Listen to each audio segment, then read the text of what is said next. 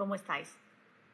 Bueno, vamos a explicar en la clase de hoy, vamos a explicar un poquito el uso del Google Document. Θα εξηγήσουμε σήμερα πώς να χρησιμοποιούμε το Google Document για τα μαθήματά μας, γιατί είναι ένα εργαλείο πάρα πολύ χρήσιμο. Καταρχήν, να ξέρετε ότι πρέπει πάντα στα μαθήματά μας να έχετε ανοιχτό και το Messenger και το Skype.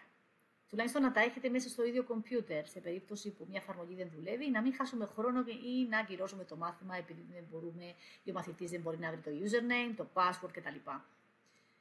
Στο κομπιούτερ, όχι σε ένα κινητό, ούτε σε ένα tablet, πάνω στο κομπιούτερ. 5 λεπτάκια πριν το μάθημα ή 10, εξαρτάται, κάπου εκεί, 5-10 λεπτά, θα σας στείλω ένα link το οποίο είναι το Google Document. Πάνω στο οποίο εσείς θα κάνετε ένα κλικ. Δεν χρειάζεται να κάνετε τίποτα ή κάτι παραπάνω. Λοιπόν, όταν μπαίνετε μέσα, όπως βλέπετε, είναι σαν ένα Word, σαν όταν γράφουμε σε ένα Word ένα κείμενο. Εδώ θα βάλουμε τα στοιχεία τα δικά σας, κλάσε 1, ημερομηνία, πόσες ώρες έχουμε κάνει μέχρι τώρα, etc. Εδώ, για παράδειγμα, είναι το μάθημα 1 από ένας μαθητής, όπως βλέπετε εδώ, με τον οποίο έχω κάνει 7 μαθήματα, οπότε έχω ανοίξει το 1 για να σας το δείξω σαν παράδειγμα. Όπως βλέπετε, αυτό θα ήταν. Όλα τα μαθήματά μας θα είναι μέσα σε ένα φάκελο όπως γίνεται εδώ, με το δικό σας το όνομα. Άννα, Μαρία, Χούλια, ξέρω εγώ. Και αν θέλετε μπορώ να σας στείλω και το γενικό, ας πούμε, το link, για να μπείτε μέσα και να δείτε όλα τα μαθήματα οργανωμένα. Αλλιώς, στο Messenger, επειδή μένουν εδώ τα links, κάθε εβδομάδα ή κάθε μήνα βλέπετε το μάθημα που έχουμε κάνει. Επίσης, στο chat του Skype.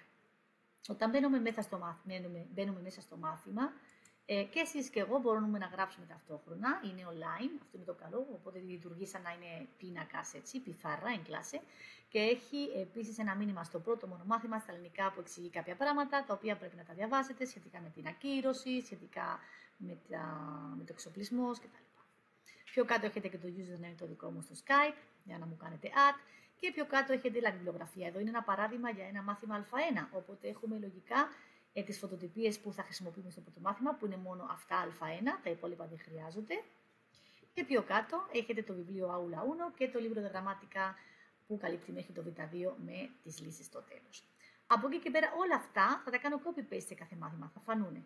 Άσχετα αν εσείς θέλετε να το ανοίξετε online για κάθε μάθημα ή αν θέλετε να τα περάσετε σε ένα pen drive και να το πάτε κάπου να το βγάλετε σε χαρτί ή να αγοράσετε τα βιβλία καινούρια αν θέλετε. Από εκεί και πέρα, από εδώ και κάτω είναι το χρήσιμο σε κάθε μάθημα. Μέσα στο λεξικό θα γράψουμε σε κάθε μάθημα διάφορα πράγματα. Λεξιλόγιο, παραδείγματα, ejemplos, οτιδήποτε. Προσοχή, γιατί αν γράφετε κάτι εσείς ή γράφω κάτι εγώ και κατά λάθος το σβήνετε, μπορεί να γίνει αυτό, αν εκείνη την ώρα δεν το κάνετε undo, δηλαδή εδώ φανταστείτε τώρα, πάνω, αριστερά, δεν το κάνετε undo, μετά όταν κλείνουμε το παράθυρο από το Word δεν θα μπορέσουμε να κάνουμε αλλαγές, δεν θα αλλάξει κάτι, ούτε εγώ δεν θα έχω πρόσβαση για να το κάνω undo. Οπότε οτιδήποτε πληροφορία γράφουμε εδώ στο μάθημα, προσοχή να μην το σβήσετε μετά αν ξαναμπαίνετε. Ωραία, πάμε πιο κάτω. Κάτω πάντα θα υπάρχει τα deberes para casa, δηλαδή οι εργασίες για το σπίτι θα είναι πάντα στο τέλος, deberes para casa. Στο οποίο πάντα θα γράψω από ποιο βιβλίο είναι, ποια σελίδα, πάχυνα και ποια άσκηση εχερθήθιο. Αν υπάρχει οτιδήποτε εδώ που δεν καταλαβαίνετε, μπορείτε να μου στείλετε ένα μήνυμα. Εύα, δεν καταλαβαίνω, ή Εύα, δεν βρήκα το εχερθήθιο, η άσκηση που μου είπες κτλ. Οπότε, προσοχή να μην σβήσουμε κάτι κατά λάθος. Αυτά, επειδή είναι Word, μπορείτε να τα βγάλετε στο printer όπως βλέπετε εδώ και να αλλάξετε το κείμενο όπως σας βολεύει, πιο μεγάλο, πιο μικρό, με χρώματα, όπως θέλετε εσείς, τα γούστα σας, εντάξει. Παραμένουν όλα αυτά μέσα στο chat του Messenger, τα links, και στο chat του Skype. Και επίσης ένα γενικό το οποίο μπορώ να σας το στείλω, είναι όλα οργανωμένα. Έτσι ξέρουμε αν κάναμε όντως μια ώρα κάθε φορά, αν κάναμε λιγότερα επειδή υπήρχε μια διακοπή ρεύματος ή οτιδήποτε. Αν έχετε οτιδήποτε απορία σχετικά με πώς λειτουργεί το Google, κάτι άλλο που δεν έχω πει εδώ, παρακαλώ στείλτε μου ένα μήνυμα, είμαι στη διάθεσή σας. De acuerdo, chicos?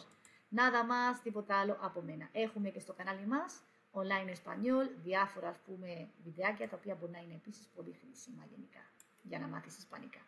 Adiós chicos, buenas tardes, nos vemos en clase. Hasta luego.